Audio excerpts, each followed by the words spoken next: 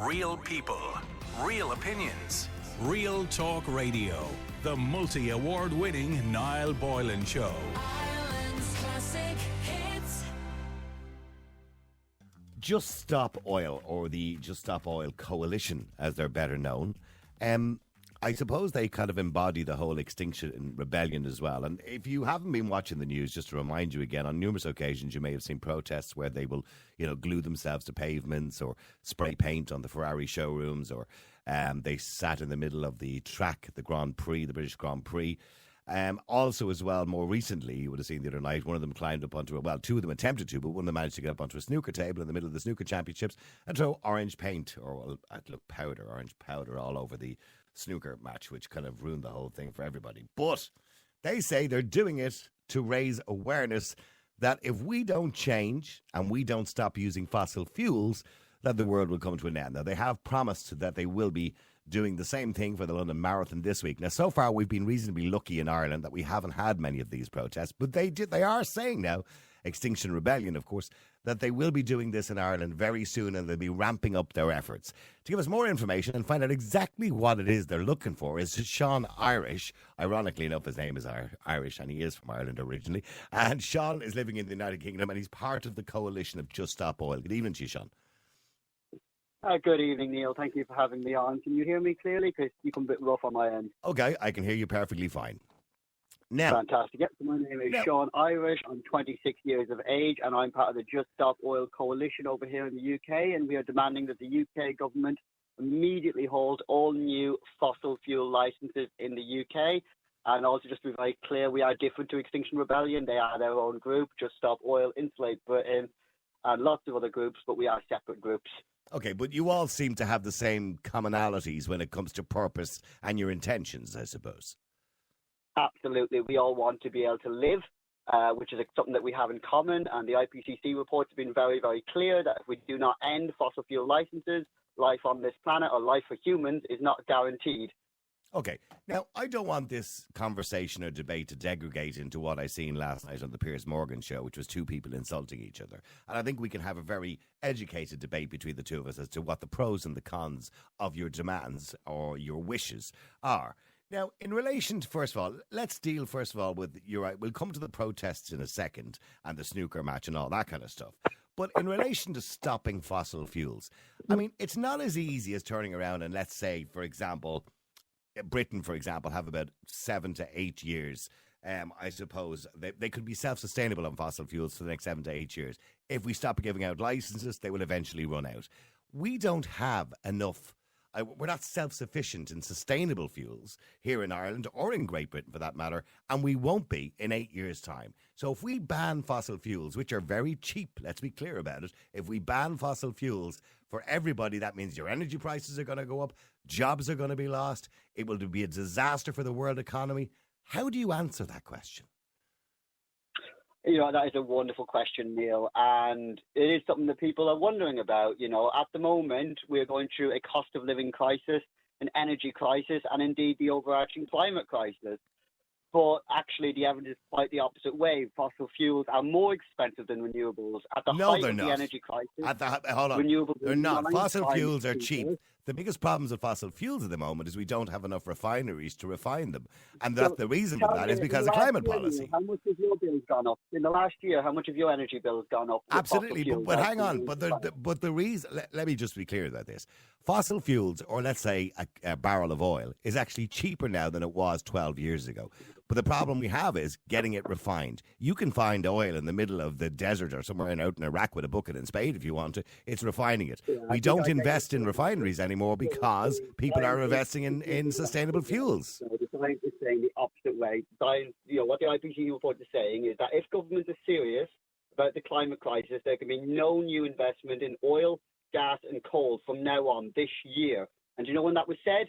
2021. This is the world scientists coming together and saying what we need to do. It's not a question of what's cheap or what, but this is what we need to do. There will not be a future for us if we do not. It is undeniable that renewables are cheaper. Once it took six weeks to build the largest solar farm in the UK, 6 weeks, as opposed to from license to consent to production, of North Sea gas in the UK, which is 20 years. We do not have 20 years to wait. So building new oil and gas today. Who says we don't have 20 years? Who's Greta said that? Who said we don't have 20 years? The IPCC reports are very clear, and the Irish people and the English people are currently going through a cost of living and energy crisis. We do not have 20 years to wait for new oil, coal, and gas to come online. We can build solar farms, we can build wind farms, we can build tidal in a much shorter, faster period of time, cheaper, creating more jobs for the people of these countries. Sean, I'm not against. Sean, I want to be clear about this. I'm not against. I think for everybody listening tonight and for the future of this planet, I do genuinely believe we need to be kinder to the planet. We need to be kinder to the environment. I'm not disagreeing with you in principle. But the problem, what I do agree with you, is this urgency around it. This planet has been here for a long, long time. The Industrial Revolution, of course, was created because of fossil fuels. And fossil fuels are with us at the moment. When they moved from the horse and cart to the car, it took a long time for people to accept that. And, you know, we will move eventually from the combustion engine, probably to electric vehicles or hydrogen vehicles or whatever it happens to be. But if we stop mining coal and capped, say, US oil and gas production tomorrow, we would not impact climate change one iota.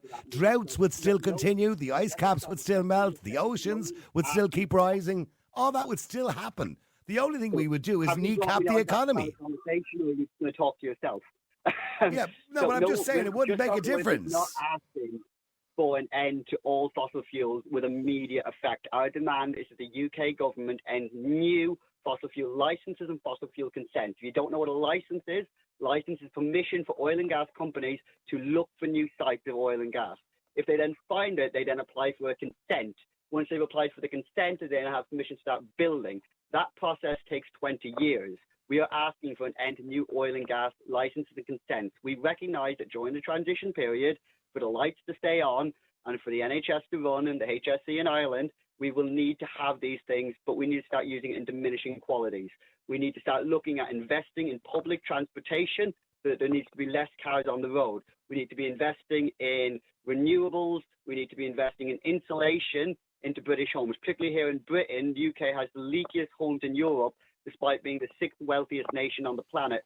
People are dying in their homes every winter because the UK government is spending £2.3 billion funding the fossil fuel industry rather than having them actually pay taxes. They pay $2.3 billion more in subsidies than they get in taxes. The UK people are holding up the most profitable business in the world while people are going homeless, while people are starving, while people are dying here in the UK. I for one, agree with you completely, and I don't believe energy companies should be allowed to do what they're currently doing at the moment, making the massive profits that they're making off the backs of people during a crisis. And I'm talking about the cost of living crisis, not so much the climate crisis. So and people are paying a lot of money. That's what you said earlier, and will you be joining Extinction Rebellion in Ireland when they... No, I won't. Okay, I won't be... We are from Ireland. We come from a country of civil resistance. We would not have an Irish republic if we did not have civil resistance.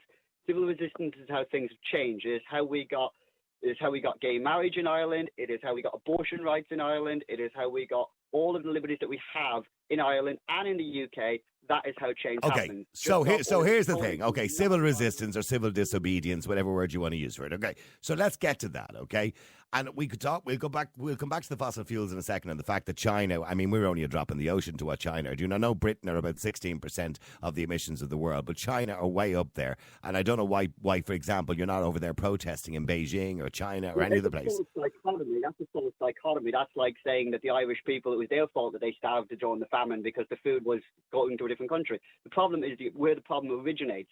Most of the fossil fuel industries are developed for the West. As you actually correctly pointed out, I'm glad you didn't say that the UK is 1% of emissions, because that's what most journalists say.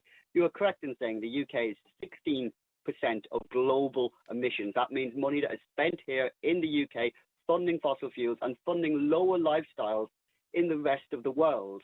You know, that is something the UK needs to take responsibility for. You cannot blame other countries when it is your money. Well, you can blame other countries when you're allegedly doing your best. And I would suggest that many countries are just virtue signalling. And let me give you a small example, Sean, if I can. Here in Ireland, only recently I was talking to a gentleman. I was getting 2 tyres fitted onto my car, which, by the way, is a 2-litre diesel. I was getting 2 tyres fitted onto it, and all the old tyres were being put into the back of a van, and they're being brought down to somewhere in Ireland where, and I said, are you going to burn them, or what happens to them? I was just curious. And he says, no, we're not allowed to. We don't have a license to burn them. We're not allowed to burn them in Ireland. So we send them to China. And I said, what happens to them in China? He says, they burn them in a concrete factory. And I said, so what is the point of sending them from Ireland on a boat, which runs on diesel or propane or whatever the hell it runs on, all the way to China, only for them to be burnt there instead? That makes no difference, and all that is virtue signalling. And what you're doing essentially is protesting in the UK, you will just get the problem moved. Stop virtue signalling. This is what we're talking about. So we are asking for real sustainable change. The UK government leads on only one thing, and that is greenwashing. They are not doing anywhere enough. Their own scientists, they are illegal. They are breaking international law. They are broken the Paris Accord agreements. They have broken the agreements that they have made with the EU. They've broken the agreements they've made with the UN. They are in breach of international law. And then they have the gall to get out on COP27 and say that they are leaders of the green world. Boris Johnson, when he was Prime Minister, referred to himself as Mr. Green. The fact is that if we do not do something, there is not a future. We won't be able to have these debates on the radio. But Sean, I've been hearing that. I'm nearly 60 years of age, and in my lifetime, I have heard numerous outspoken leaders, people, experts, scientists telling me the world is going to end in 1975. The world is going to end in 1988. Global warming, holes in the ozone layer, acid rain. I've heard all of these doomsday dates, and yet, more recently, we heard Greta. But hold on, nothing happened. We didn't die. What happened with the ozone layer? Well, the ozone layer seemed to fix itself because nobody's heard anything more about it. No, because we took action. We took action. The main problem with the ozone layer is an issue that we don't have anymore because we took action on it. What? We are still seeing... By banning hairspray bottles. Banning hairspray bottles didn't sort that. Here in the UK last year, we had food burning. We had food burning in the fields. You know, we had the fire brigades on the worst that they'd ever been since World War II. This is the same time where government is spending over £2 billion a year to the fossil fuel industry while the NHS collapse, while people go homeless. We are demanding that the UK government take action, and you should be supporting anyone who does that, because you're saying you're 60 years of age. You will, you're not old enough to avoid the worst case of the climate crisis. It is coming down the road. We're already seeing crop failure in the UK. We lost 1/3 of our wheat crop last year, 50% of our potato crop. It's not. Okay, Great grandchildren. Well, let's get to the process. Indigo Rumbelow, by the way, who is one of your members of the coalition. Mind you, you're aware who Indigo is, aren't you? Yes, I am. Yeah, okay. And what would her position be? Is she your spokesperson, your main spokesperson? She's one of the many people who support Just Stop Oil and our demands. Would you class yourselves, maybe not just you, Sean, but other Just Stop Oil people as hypocrites? Because she was called out as a hypocrite because she herself has gone on holidays to Sweden, Lithuania, Croatia, and other beauty spots around the world. And, and had to be told actually to stop shouting on Sky News recently. But I mean, it's all well and good telling people to do one thing, but it's almost like politicians sometimes do as we say, not as we do, when you, yourself, and your fellow comrades who would be in the coalition will tell people to do one thing, but then you would do something else. I don't know if all your clothes are eco-friendly or not. So all my clothes are second-hand and I've never flown in my life. But actually what you're talking about is individual change. And it's one of the few things I do agree with people on when they say, what is the point of you stopping driving your diesel car? You said you drove a diesel car earlier. And if you notice, I didn't call you out for it because you as an individual have so little power. It is government policy that needs to change and things change with it. When Ireland brought in gay marriage, it didn't get rid of homophobes. But it did change the policy overnight in Ireland to allow and help the culture to change around that. I was in Ireland during that time, and as a young gay man, it was an ecstatic time. It was a wonderful time, but it didn't solve homophobia. But it's not a good analogy. It's not, your sexual orientation is not interchangeable. I mean, you can't change that. So it's not a good analogy. When we talk about climate and we're talking about, what we use to fuel our homes or to heat our homes or light our homes or fuel our industry, they're things we can change. Someone went on years ago, I think is a little bit, neither here nor there. She hasn't been on holiday anytime recently. I can assure you. I work in the same office, and she's a very busy lady. Okay, let me get to the protest. What was the point on some guy jumping up on a snooker table and flinging powder all over it when essentially all he did was delay the snooker match? Those individuals who were there for the match probably missed the last train, ended up getting a train home instead of getting the local, ended up getting a taxi home because they missed the last train. And they probably used more fuel to get home than they would have before. So there was it defeated the whole purpose. It was pointless. And all it did, and when I look at the Twitter, hang on, just let me finish, Sean, what I'm saying, then I'll let you respond.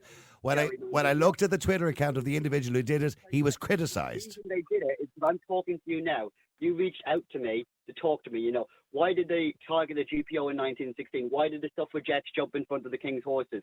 Why did the civil rights movement block buses and all of these things? You can argue that they didn't have very little to do with government policy. The point is, in April of last year, I got arrested loads and loads and loads of times at an oil terminal, and it was ignored by the media because you didn't care. It was only when we reach out and we start doing things like this. So if you want to know why we do it, it's because journalists won't contact us unless we do. This is how we get our voice heard. This is how civil resistance happens. This is why, cultural things are targeted, because it's how you get your voice heard. It's how you get the change to happen. The AIDS movement, they targeted churches. They targeted all sorts of different things. And none of these things had power over the government either.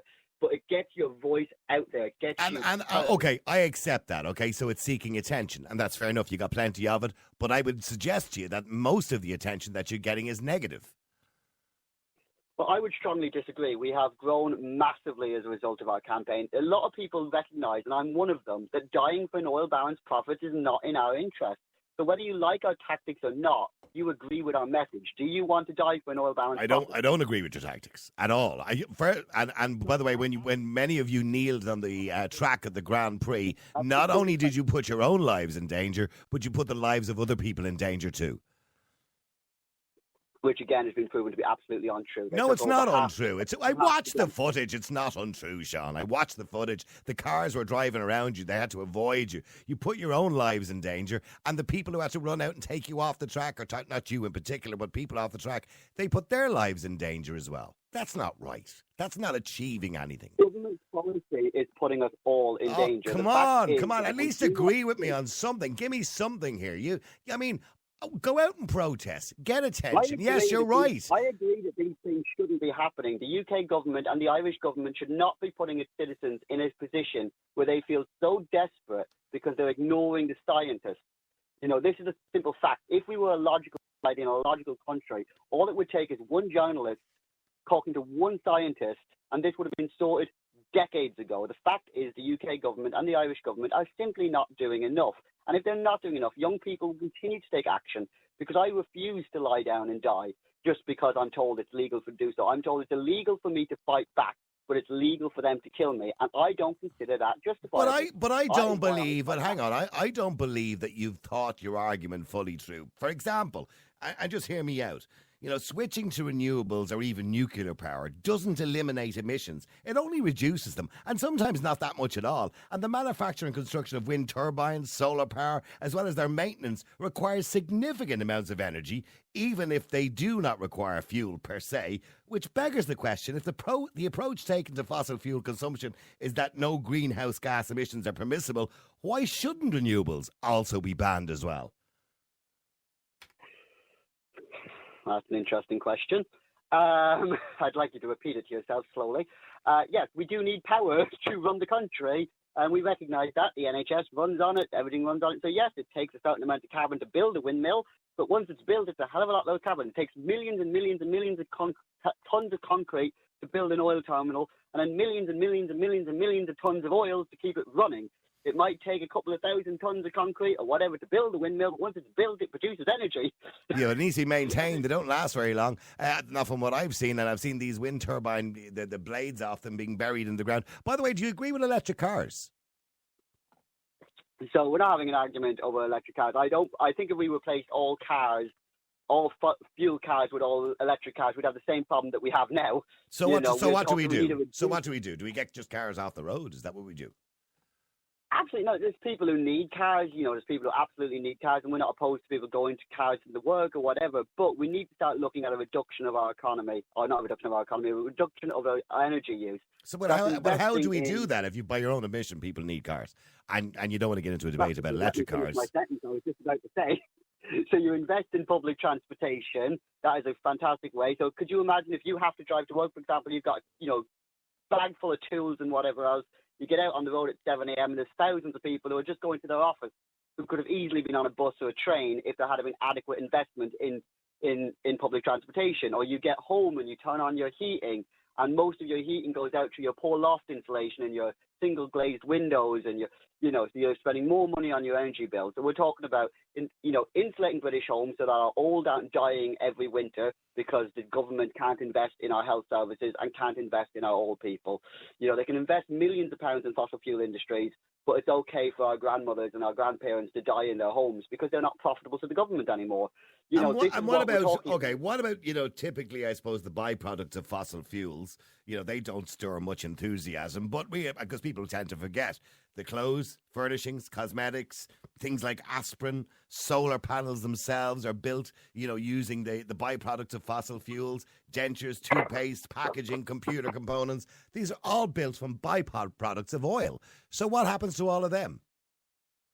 Well, they'll outlive us because we'll be dead if we don't do something about it. No, I'm not asking you for some sort of philosophical answer. I'm asking you just to answer the question. So what happens? Do we just abandon everything? Where are we going to get plastic from? The UK government and new oil and gas licenses, and that is moving towards a renewable energy system. There is loads. Okay, I'm with you. I'm with you. That's fine. I'm with you. I'm asking you about the byproducts that we use, that we get from oil. I'm not asking you about energy. I'm not asking you about heating homes, lighting homes, driving around. Again, we're not asking to turn off the taps. We're saying stop building new taps and stop using the taps. Well, you are, because as you, by your own admission, in the UK, you've got about 8 years left of oil and gas, right? If we stop giving out licenses, the tap will turn off in 8 years. So then where are we going to get plastics from? Where are we going to get all those other byproducts that we get from oils, textiles, all those other things, industry? How are we going to operate all of these things? Have you thought about all of this, Sean? The main reason we use all of those things now at the moment is because they're a cheap byproduct of the fossil fuel industry. Yes, you're right. They are cheap. Yes. It's not because there is an alternative. As we invest into actual renewables and as we move away, hemp is a fantastic. But again, these are all pointless arguments. They're not pointless arguments. They're sensible arguments. You're giving me pointless answers by times. Do they matter? Does it matter where your clothes come from if it's only going to dress your corpse? Well, that's a daft answer. I'm still going to be alive for 80 years. Don't you worry. And most of us will be alive. If we look at this planet and the time spent on this planet, the planet is not going to, combust in 12 years' time. Contrary to what Greta says, it's not going to combust. It's not, but we're going to have 1 billion refugees by 2050. 1 billion refugees. We're already seeing the refugee, what's happening over in the UK with the extremely far-right government that doesn't want to have refugees at all. 1 billion refugees are going to be moved. Let's say Ireland somehow magically avoids all of the climate disaster. Are you able to house 1 billion people fleeing their countries? We're doing a good job at the moment, but we're doing our best to trying to do it, I can tell you. But in saying that, getting back to what you're talking about, the climate itself, and I'm not averse to what scientists are saying in relation to climate change, etc., but we have to accept that the world's, this planet's climate does change anyway. And there's nothing you, Sean, or there's nothing that, your members, or there's nothing that Indigo can do about that. That's going to happen anyway, isn't it? Would you accept that? Sean, would you accept the climate changes anyway? Of course it does. We've got summer, we've got winter, we've got... No, I'm not. No, you're being disingenuous. No, would you accept over the course of history that climate changes? Of course it has, but we are seeing a direct effect of the human impact on the climate right now. That what happens over billions of years of the Earth's existence is neither here nor there. We don't get billions of years of change in a short 100-year period, which is what we are seeing now. We are seeing crops fail. We are seeing people having to move. We are seeing climate refugees. This is not common. We do not get millions of years of Earth's tectonic plate shifts and the slight moving from gravitational wind pulls and moons and all that. I think what you're saying, you're grossly. grossly exaggerating, by the way, the world and we live in. If we look back at 1906, more people died in climate disasters in this country than died in the last 4 or 5 years. So I think you're wrong in what you're saying. You need to look up do a bit of research on the facts, and how many people are actually dying because of the climate. And a lot of the reason for that is that we're more on the ball nowadays, and we report it quicker. We know when things are going to happen. We know when an earthquake is going to happen. We know when a tidal wave is coming, and we have better systems of reporting so we can save more lives. So you've just answered your own question. Okay, Sean. No, I didn't. No, I didn't. Because if you actually look at weather events, I'm talking about climatic weather events or dramatic weather events. That really hasn't changed. If you had been living in the United Kingdom many, many years ago, you would have been able to skate on the Thames in the middle of winter. But you can't do that now because the climate has changed. If you had been in the UK, by the way, back in the 11th century, you would have been able to grow grapes because it was so warm. The climate does naturally change anyway. Yes, we can do the right thing, Sean. Can I stop you very quickly? Can I stop you? Do you believe in the IPCC reports? Do I believe? Not everything, no. So you are. I believe. No, I'm not a climate denier at all. Of course, I believe the climate is changing. Of course, I believe we need to do more, and of course, I believe we need to protect the environment. Of course, I believe in all of that, and of course, I believe that what many scientists are saying, that we need to take action and we need to do more. Absolutely, I'm agreeing with all that, but I don't have to believe everything in the IPCC report. Now, just in relation to, I suppose, the protests. You're ramping up the protests. The London Marathon is coming up soon, and it's been said that you guys are going to be out there, and girls are going to be out there, to disrupt the London Marathon this weekend. What about Ireland? So far, we haven't seen, thankfully, much protest, people gluing themselves to pavements and doors and walls in this country yet. Is that a plan for the future? Well, I can't say what would happen in Ireland. I'm not currently living there, so that would be for the people of Ireland to decide. But I wouldn't be surprised, as young people of Ireland start to realise that dying for an oil baron's profits is not in their interest. I wouldn't be surprised if more Irish people start to rise up. We are from a culture of civil resistance. We've got some more advantages in Ireland in that we have a more functional democracy. Things might be able to happen that they don't have in the UK, which is why it's much more necessary over here. But I would not be surprised if there was action taken.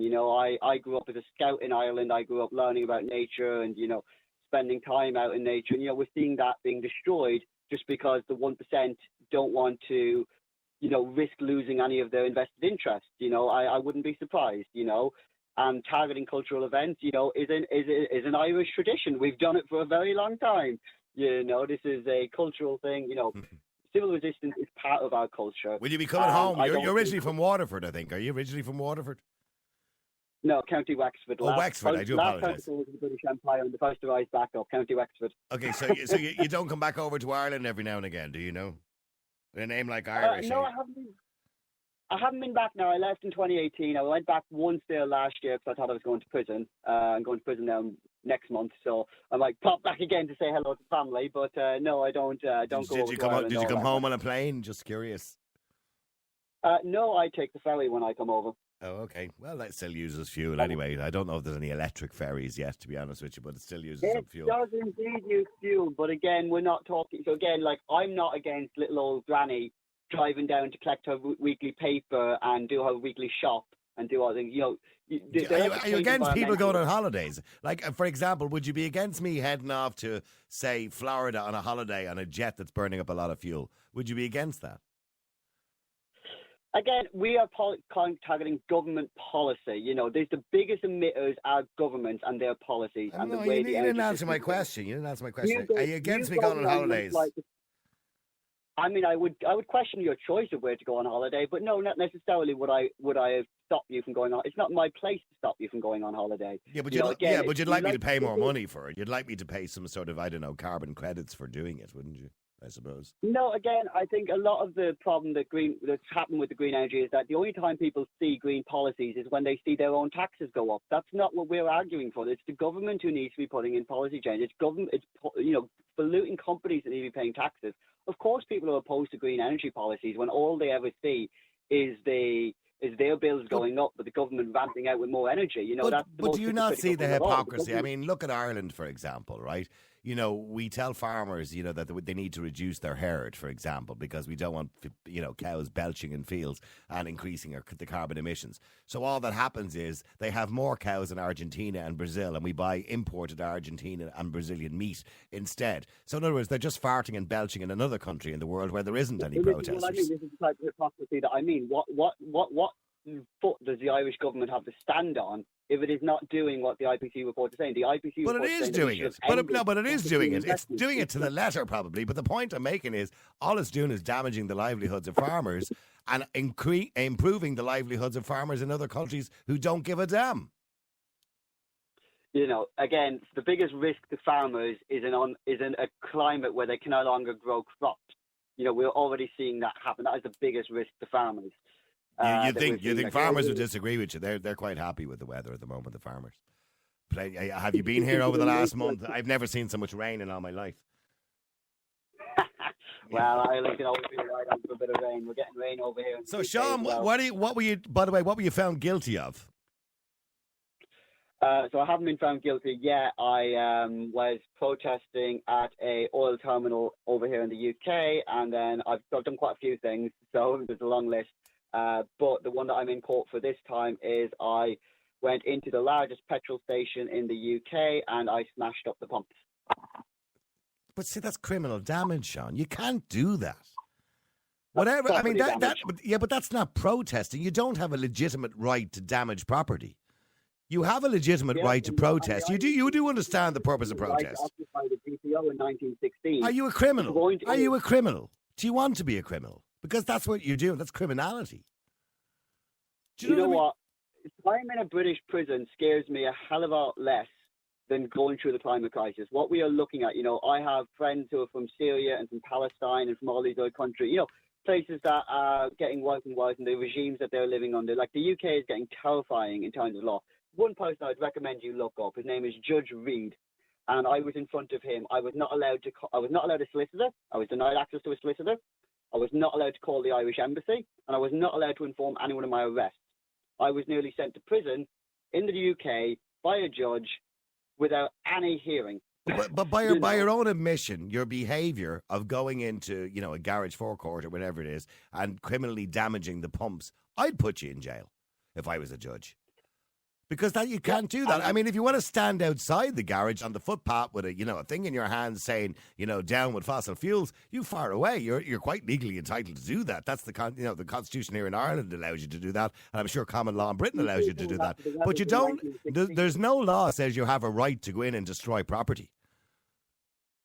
So actually, there is a right. There's a right of necessity. The risk in the UK of we continue what we're doing. There's no, Sean, stop it, will you? There's no legal right for you to destroy property or other people's property. It's criminal damage. The UK government and the Irish government to put its citizens at risk. For the Sean, what about yourself? Can I ask you honestly, right? And I just want to wrap it up. We agree on some things, we disagree on a lot, okay? But I don't want to get into an insulting match because I've heard too many interviews where people like yourself and presenters start shouting and roaring at each other and start insulting each other. That's easy to do, okay? But I want to ask you about your belief and how it causes you so much stress and upset. And I'm listening to you now, right? And man to man, okay? I can hear that you're very stressed by all this. You're very upset by all this. And I want to ask you honestly, and I'm asking you, are people of your age, are you okay? Because you seem very worried about it. I'm nearly 60. I'm not as worried as you are. No, we're not okay. This is the point. The young generation is absolutely terrified of the future that's being given to us. We are not given the opportunity to work a job, pay for a house, start a family and retire because that is not guaranteed to us. Our generation is, we're the most well-educated generation, certainly, but no one's listening to the educated people. They're ignoring the scientists. They're ignoring the International Energy Agency. They're ignoring all of the experts, and they're hurtling on with something that they've been told will kill us. That is a death project. But you're 26. You're 26 years of age. How do you? And please don't take this as an insult. Do you have a job? So I'm currently self-employed. I used to work in green renewable energy, believe it or not, because I was trying to, fix it from the inside. Okay, do something that you're passionate about and change things. But you're currently and then the energy crisis. You're self-employed at the moment. What do you do? What do you do self-employed? What are you doing? I do deliveries on my bicycle, and I supply trainings for different groups. And can I ask you an honest question without talking about climate change and everything else? Where do you see yourself in 5 years' time? Do you see yourself in a good job, or where do you see yourself in 5 years? In 5 years' time, I am hoping that the UK government and the Irish government will have come around to what needs to be done. And while No, I'm not governments come asking around, that. and then- It's like an obsession now at this stage. I'm asking you where you see yourself personally in 5 years' time. Well, it very much depends on the actions of the government. I would love No, it to settle doesn't. down. I would love to adopt Okay, children. settle down. There you go. I have a loving partner that I would love to start a family with, and I would love to adopt Well, children. then why But don't you? Well, hold on, Sean.